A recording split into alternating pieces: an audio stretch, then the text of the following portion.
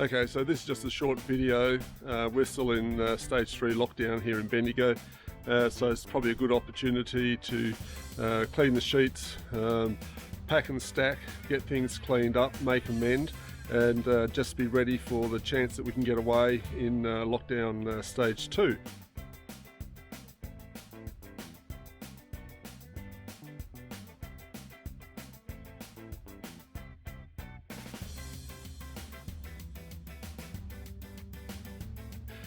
One of the things we've just made is a cage for our fridge and our cruiser, so I'll just show you how we actually did that. It was an idea from my brother-in-law David that I played around a bit with and made a few improvements, and we'll just show you exactly what we did. Here it is here.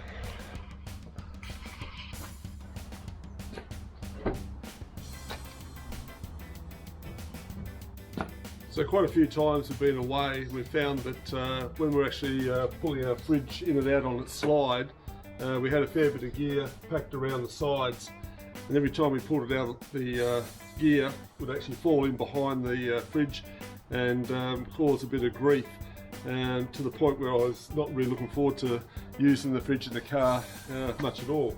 So what we did was went down to the local security screen guy, and he had a seconds piece of mesh.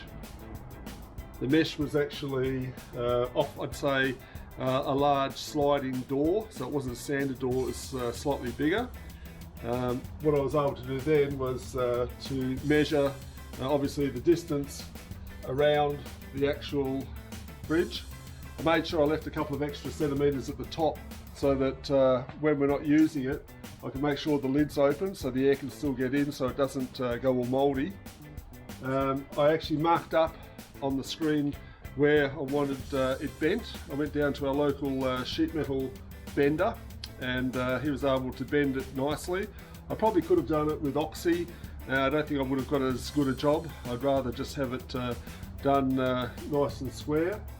So after I did that, I trimmed it down with an angle grinder.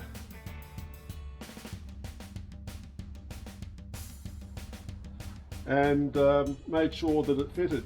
I went to a couple of metal places to try and find the edging here. You can get some C-section at Bunnings. It might not be quite the right size. You might have to grind your mesh down a little bit. I was actually lucky to find some second-hand C-section out of aluminium also, which was really good, and it meant that it just clipped straight on. So just don't go for the dearest first. Have a look around at your scrap metal. All up it cost $37, so it's a pretty cheap. I was able to put some saddles.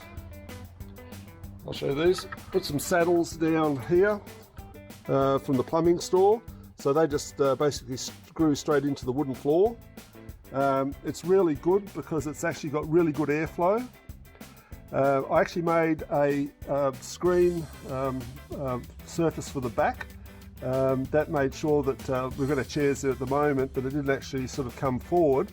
But the idea there is that you put the cage in first, because you normally have your fridge already in, and then you put your rear wall on last. And the idea with the rear wall is I've just used some cable ties to actually put that on. But it's really good because you could use it for hanging things on. We've got our fire blanket here, obviously our fire extinguisher first aid kit, but we're pretty happy with the way it turned out. So when you pull it out, it just comes straight out like that. You can see around there how it actually goes.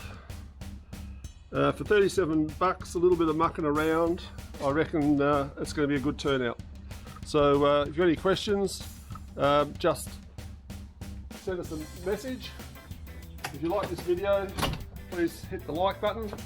If you haven't already, subscribe, and hopefully we'll be back on the road soon. Have the opportunity to get OZLAPN out there and dirty, and hopefully catch up with you guys. Okay, keep safe. Cheers.